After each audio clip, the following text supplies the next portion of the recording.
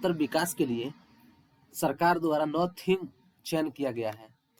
जिस 9 थीम पे काम करके पंचायत अपने ग्राम का समग्र विकास कर सकता है। इन्हीं थीम में एक है चाइल्ड फ्रेंडली पंचायत, बाल हितैषी तो आज के टॉपिक में हम बाल हितैषी पंचायत के बारे में चर्चा करेंगे कि इसमें क्या करें, चाहे कैसी योजना चयन करें तो पंचायत बाल श्रम से मुक्त होगा और बच्चों के अनुकूल बाल हितैषी पंचायत के रूप में पुरस्कृत के लिए भी योग्य होगा। 9 थीम में से कोई भी थीम आप चयन कर सकते हैं। ये थीम पिछली बार भी अवार्ड के समय दिया गया था। इन्हीं थीमों में क्वेश्चन और आंसर उसका जवाब देना था कि आपने क्या काम किया। तो इसमें बेहतर प्रदर्शन के लिए इस पे काम करना भी जरूरी है। इसमें काम करेंगे तो भी हम इससे संबंधित प्रश्नों का जवाब दे पाएंगे और प्रश्नों का जवाब जब सही देंगे तो हमारा पंचायत जितना अच्छा करेगा उस हिसाब से पुरस्कृत होने के भी योग्य रहेगा।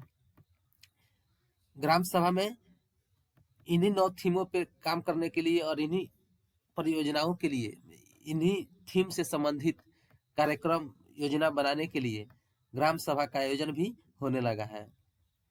तो आज 9 थीम पे हम चर्चा करेंगे, लेकिन आज हम करेंगे बाल हितैषी के लिए कि बाल हितैषी में आप क्या काम करें कि पंचायत बाल श्रम से मुक्त हो और बाल हितैषी पंचायत घोषित हो सके।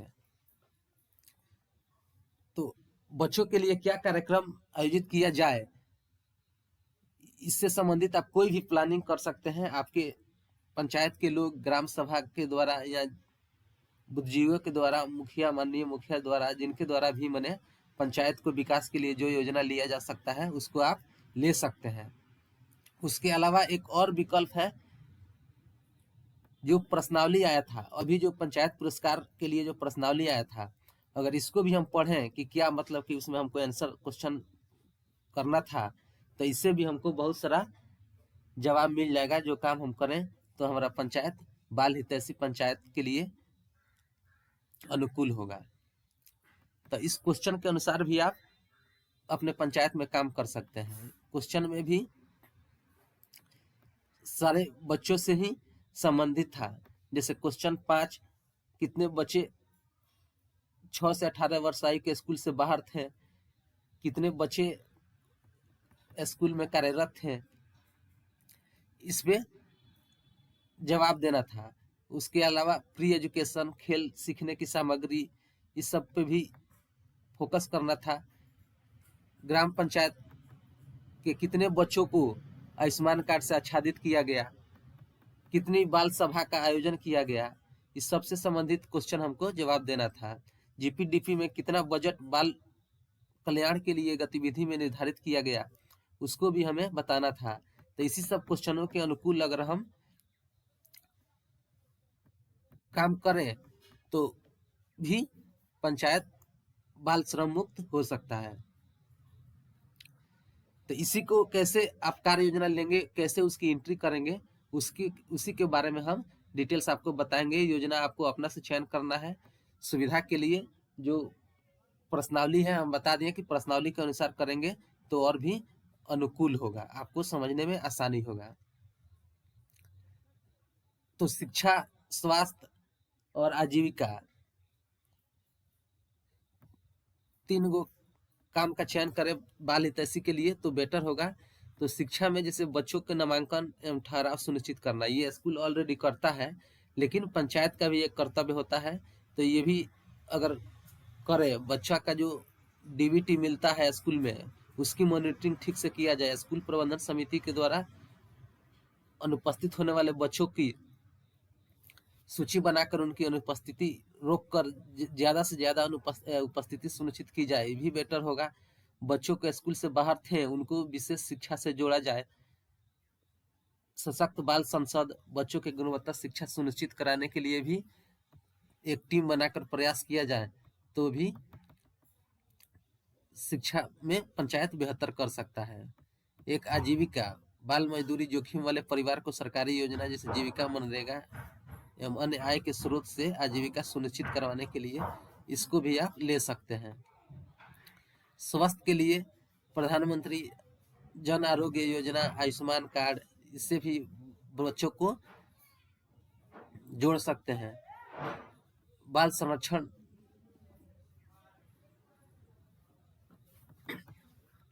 की टीम बनाकर भी इसका मॉनिटरिंग कर सकते हैं। जागरूकता, नुक्कड़ नाटक, ग्राम सभा, दीवार लेखन, बाल संसद का भी आयोजन करके हम इसको प्रभावी बना सकते हैं, अच्छा से प्रचार प्रसार कर सकते हैं। तो इसका एंट्री हम कैसे करेंगे, उसको देख पे इसको ग्राम पोर्टल पे इसको कैसे हम अपलोड करेंगे। प्रक्रिया जैसे वैसे ही है जैसे सारे योजना का हम एंट्री करते थे। एक्टिविटी के ऐड में जाएंगे। ऐड में जाने के बाद फोकस एरिया सेलेक्ट करना है।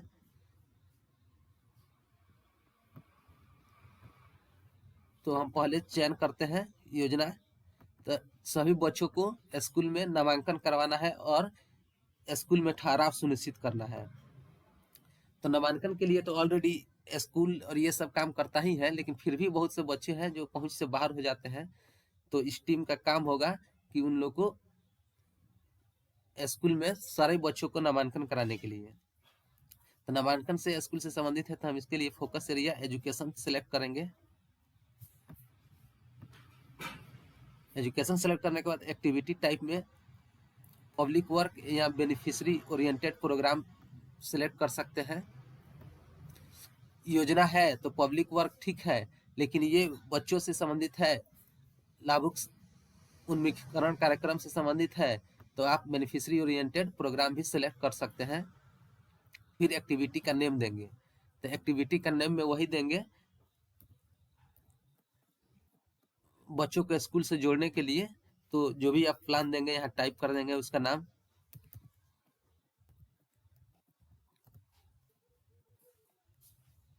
जो आप एक्टिविटी देंगे उसी का डिस्क्रिप्शन में उसका डिटेल्स में हम लिखेंगे।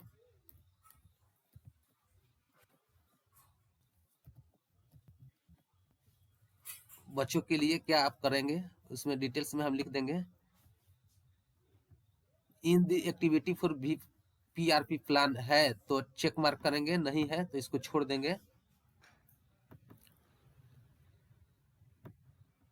फिर नेक्स्ट में हम नॉन पे क्लिक करेंगे और एक्टिविटी 4 ये SC ST जनरल सभी के लिए होगा, तो इसलिए हम जनरल करेंगे और कैटेगरी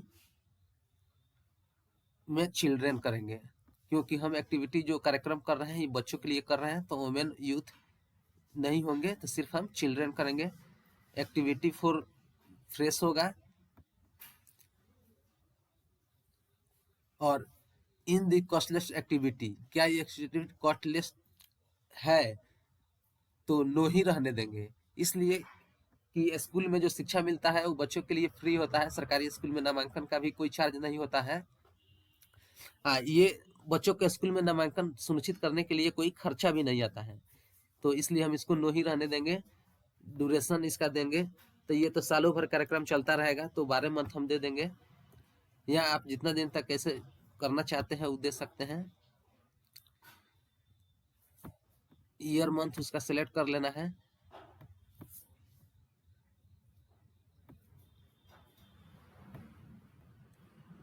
अब यहाँ जैसे कि जो देते थे कॉस्टलेस एक्टिविटी है या नहीं है, तो यहाँ हम कॉस्टलेस एक्टिविटी में दिखाएंगे कि कॉस्टलेस है तो ये अमाउंट हट जाएगा।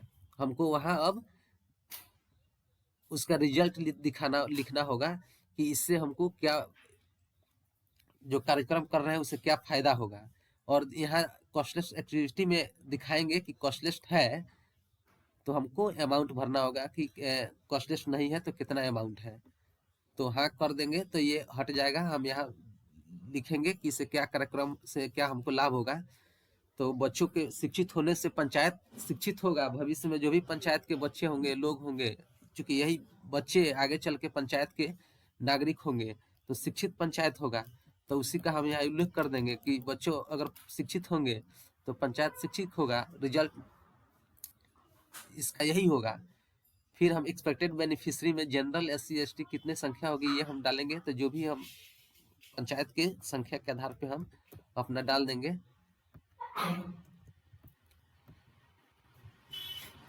और आउटपुट में हम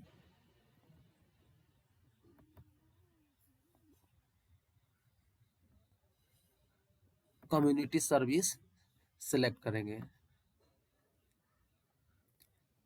फिर यहाँ हम अदर सर्विस कुछ बांटने के लिए नहीं है तो हम अदर सर्विस में सिलेक्ट करेंगे।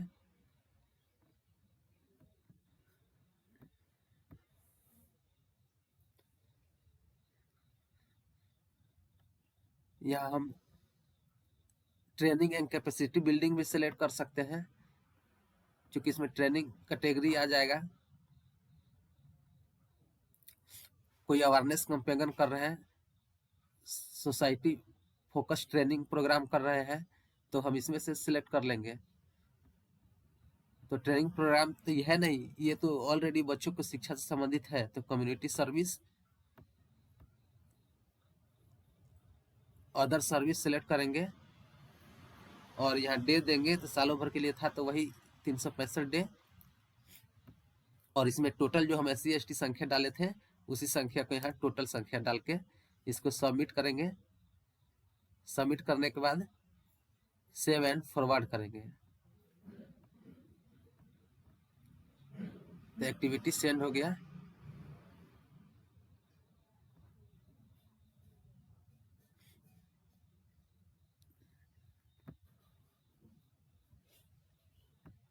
फिर हम ऐसे ही दूसरी एक्टिविटी का एंट्री करेंगे। तो इसमें बच्चों का नामांकन, बच्चों से शिक्षा से संबंधित ये सारा कुछ था जो भी हम करेंगे। उसमें फोकस एरिया एजुकेशन होगा।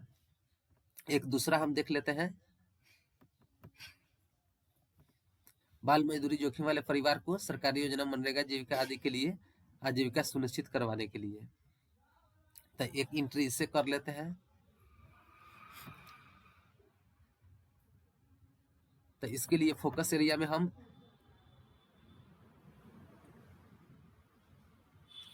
पॉवर्टी एलिवेशन प्रोग्राम सेलेक्ट कर सकते हैं, गरीबी उन्मूलीकरण कार्यक्रम।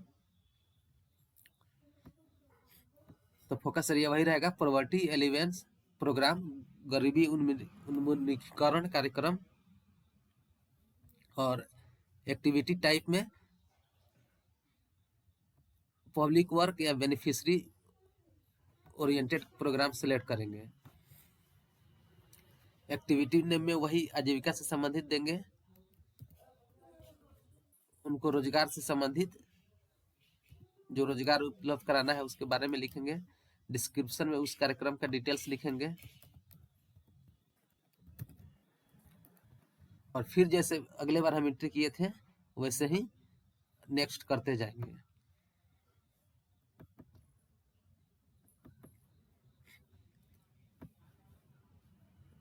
एक्टिविटी 4 जनरल होगा और ये कैटेगरी ऑल करेंगे, क्योंकि इसमें बच्चों के माता पिता भी हो सकते हैं, भाई बहन भी बड़े हो सकते हैं जिनको काम दिलवाना है, तो इसलिए इसमें ऑल करेंगे। एक्टिविटी फ्रेश ही रहेगा और ये भी कॉस्टलिस्ट है या नहीं है, तो कॉस्टलिस्ट है तो हाँ ही रहेगा। और इसको भी वही मंथ टाइम देंगे कि कब तक हमको ये करना है। ईयर मंथ सेलेक्ट करने के बाद फिर इसका हम आउटपुट लिखेंगे कि इससे फायदा क्या होगा। तो पंचायत के लोगों को रोजगार मिलेगा तो स्वाभाविक है कि पंचायत गरीबी मुक्त होगा, सारे लोग काम भर कमा लेंगे, तो आजीविका और इस सब के लिए बाहर भटकना नहीं पड़ेगा। अब एक्सपेक्टेड बेनिफिशियरी में फिर पंचायत के हिसाब से हम संख्या दे देंगे, SC/ST जनरल जो भी था।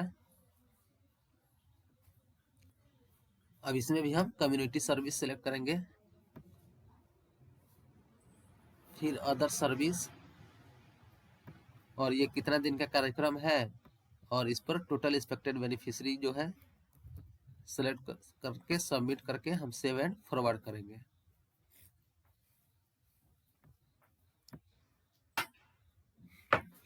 इसी प्रकार आजीविका से संबंधित जो है हम एंट्री कर लेंगे। फिर एक और एंट्री करते हैं स्वास्थ्य से संबंधित, कि बच्चों के जोखिम वाले जो परिवार हैं उनके माता पिता या बच्चों के लिए जो आयुष्मान कार्ड से हम जोड़ेंगे, उनको स्वास्थ्य लाभ दिलवाएंगे, उसके लिए क्या प्लानिंग करेंगे। तो इसके लिए भी एक्टिविटी के ऐड में जाके योजना हम चयन करेंगे। इसमें फोकस एरिया हम हेल्थ सेलेक्ट कर लेंगे, चूंकि उन लोगों को स्वास्थ्य सुविधा उपलब्ध कराने से संबंधित है। फिर एक्टिविटी टाइप में बेनिफिशियरी ओरिएंटेड प्रोग्राम और पब्लिक वर्क्स, दोनों में कोई हम सेलेक्ट कर लेंगे। एक्टिविटी नेम में हम देंगे उन लोग को जो आयुष्मान बनाने में सहायता करना है या उन लोग को स्वास्थ्य सुविधा के लिए जो भी हम काम कर रहे हैं वो एक्टिविटी का नाम देंगे। उसका डिस्क्रिप्शन में एक्टिविटी को फुल डिटेल्स लिखेंगे और फिर नेक्स्ट में वही हम प्रोसेस करते जाएंगे। एक्टिविटी जनरल ऑल के लिए होगा, सभी के लिए होगा। कैटेगरी भी ऑल होगा, क्योंकि इसमें बच्चों से लेके उनके माता पिता सभी को स्वास्थ्य सुविधा से जोड़ा जाएगा। और एक्टिविटी फ्रेश ही होगा। ये भी कॉस्टलेस्ट होगा, क्योंकि ये सारी सुविधा ऑलरेडी चलता ही है। सरकारी स्कूल, सरकारी अस्पताल से लेके और आयुष्मान के लिए भी कोई शुल्क देना नहीं होता है। सिर्फ यहाँ उसमें जागरूकता करके उस काम को प्रोग्रेस में लाना है, तो इसमें भी कोई खर्चा नहीं होगा। कब तक कार्यक्रम करना है हम उसका डेट चुन लेंगे।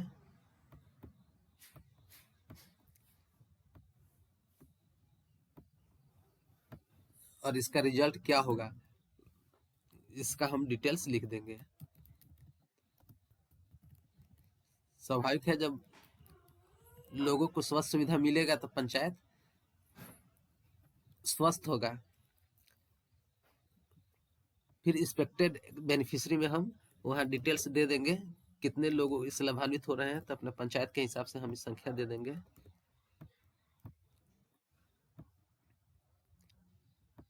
और इसको भी कम्युनिटी सर्विस, अदर सर्विस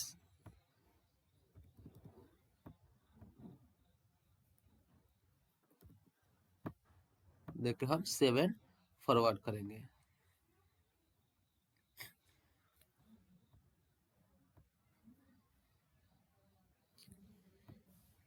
फिर अब एक लास्ट एक्टिविटी देख लेते हैं,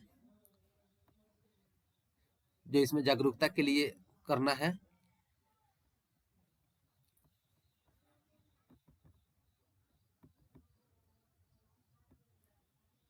जागरूकता के लिए नुक्कड़ नाटक, ग्राम सभा, दीवार लेखन, संसद वार्ड, बाल सभा, मजदूरों को प्रतिष्ठान में जो रखने हैं उनसे माना करने के लिए सामाजिक प्रतिकार, स्कूल प्रबंधन समिति, बाल संरक्षण समिति के बीच समन्वय के लिए कमेटी, बाल मजदूरी, बाल विवाह, बाल तस्करी आदि मुद्दा को रोकने के लिए ये प्रचार प्रसार करेंगे। उसके लिए भी एक बाल संरक्षण समिति का जो कार्य होगा उसके लिए हम एक योजना ले लेंगे। तो इसके लिए भी फोकस एरिया में हम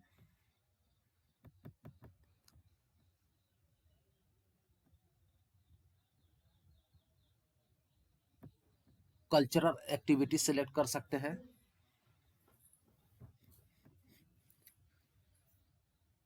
क्योंकि ये सांस्कृतिक कार्यक्रम या जागरूकता उन्मुखीकरण से संबंधित है, तो इसलिए कल्चरल एक्टिविटी हम सेलेक्ट कर लिए हैं।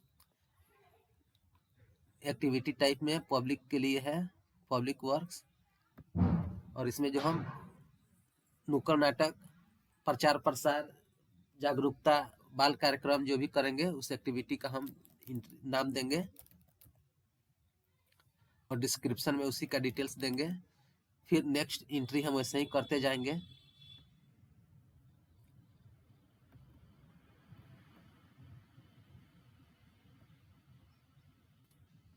कैटेगरी में इसमें भी ऑल देंगे। रेस एक्टिविटी कॉस्टलेस है या नहीं है, तो इसमें तो प्रचार प्रसार में और नुक्कड़ नाटक में कुछ अमाउंट आएगा, तो इसलिए इसको नो ही रहने देंगे। फिर हम ईयर चयन करेंगे और अमाउंट की जगह पर जो भी हम साल भर में रखते हैं 10,000 रुपया या 5,000 जो भी, उसका एंट्री कर देंगे कितना रुपया नुक्कड़ नाटक और बाल श्रम रुकने के लिए जो प्रचार प्रसार और जागरूकता कार्यक्रम किया जाएगा उसमें खर्च होगा। फिर बेनिफिशियरी जो है संख्या भरेंगे, कितने लोग लाभान्वित होंगे पंचायत के अनुसार।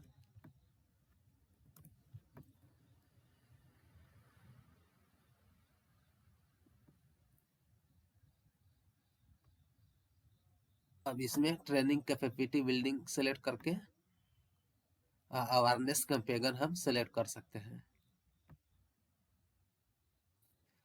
ओरिएंटेड बाई इन किन के द्वारा किया जाएगा, तो किसी इंडिविजुअल के द्वारा, प्राइवेट के द्वारा, एनजीओ के द्वारा, गवर्नमेंट संस्थान के द्वारा।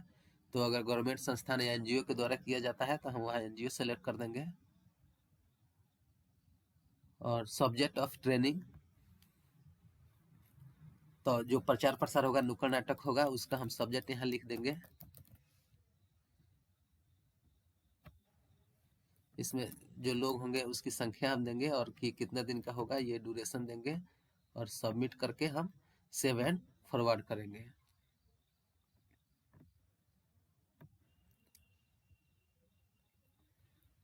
इसी तरह बारी बारी से हमको जितना कार्यक्रम करना है या बच्चों के विकास के लिए जो भी हम प्लानिंग करेंगे उसको सबकी एंट्री हम ऐसे ही करते जाएंगे। एंट्री करने के बाद सेव एंड फॉरवर्ड के बाद ये योजना आता है एक्शन प्लान में, तो एक्शन प्लान के हम ऐड में जाएंगे।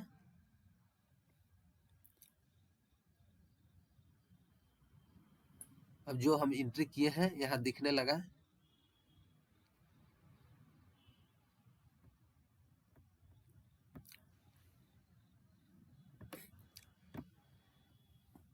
तो एजुकेशन, हेल्थ और आजीविका टोटल हमारा कॉस्टलिस्ट एक्टिविटी था, तो इसलिए यहाँ हमको अमाउंट का कोई ऑप्शन नहीं आ रहा है, हमको यहाँ कोई अमाउंट अलॉट नहीं करना है। और जो अवेयरनेस प्रोग्राम था, जागरूकता कार्यक्रम से संबंधित था, जिसमें हम 10,000 रुपये रखे हुए थे, वहाँ ऑप्शन आ रहा है, तो हम इसको अमाउंट अलॉट करेंगे। अमाउंट अलॉट करने के समय ये सारा ऑप्शन दिया हुआ है, टाइड अनटाइड ओवन फंड सबका, तो ये अमाउंट हम अनटाइड से पे कर रहे हैं, तो इसलिए हम अनटाइड पे सिलेक्ट करेंगे। अनटाइड के लास्ट में जाके हम उसी को 10,000 रुपया एंट्री करेंगे और अलॉट करेंगे, तो 10,000 रुपया हमारा अलॉट हो गया। और बाकी में यहाँ हमें कुछ अलॉट नहीं करना है। फंड एलोकेशन हाईलाइटेड भी नहीं होगा, क्योंकि ये कार्यक्रम फ्री ऑफ कॉस्ट है, ये सरकार के द्वारा फ्री कार्यक्रम है, ये पहले से चल रहा है, हमको सिर्फ इसमें जागरूकता करके उसी को सफलतापूर्वक उसकी सफलता सुनिश्चित पे कार्यक्रम करना है, तो कोई खर्चा नहीं होगा। तो इस प्रकार हम सारे योजनाओं को एंट्री कर लेंगे। उसके बाद लास्ट में यहाँ पीडीएफ अपलोड करना है,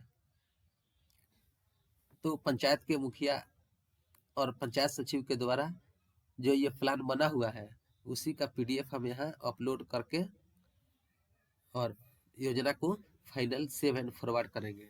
लेकिन सेव एंड फॉरवर्ड इतना ही पे नहीं होगा, ये हम सिर्फ एक बाल हितैषी पंचायत के लिए क्या क्या मुख्य होना चाहिए उस पर हम एक फोकस किए कि ये आप प्लान ले सकते हैं। प्लान जो भी होगा वो आपके ग्राम पंचायत ग्राम सभा के द्वारा जो निर्धारित होगा वह होगा, और इसके अलावा जितना राशि आपके पास अवेलेबल है उस टोटल राशि के अनुसार और भी योजनाओं की, जीविका मनरेगा के अलावा टाइड अनटाइड की जो भी योजना आपको लेना है उस सारी योजना को जब एंट्री पूर्ण हो जाएगी तब जाके इस प्लान को हम सेव एंड फॉरवर्ड करेंगे। ये सिर्फ हम बाल हितैषी के लिए किए, इसके अलावा भी जो अमाउंट आपके पास अवेलेबल है ये भी योजना आपको एंट्री करना है, सिर्फ इतना ही के बाद सेव एंड फॉरवर्ड नहीं करना है। तो टोटल योजना पंचायत का ग्राम सभा का हर विषय पर, जितने भी विषय पर ग्राम सभा चर्चा किया, सभी योजनाओं को लेने के बाद अंतिम के रूप में हम इसको सेव एंड फॉरवर्ड करेंगे। तो सेव एंड फॉरवर्ड कैसे करेंगे, इसके लिए स्क्रीन पर दिख रही है सामने वाले वीडियो पे आप क्लिक करेंगे और उसको हम 7 फॉरवर्ड के बारे में डिटेल्स जान जाएंगे कि कैसे 7 फॉरवर्ड सक्सेसफुली 7 फॉरवर्ड हम योजना को करके अप्रूवल करेंगे। तो अप्रूवल के लिए इस वीडियो को आप देख सकते हैं। धन्यवाद।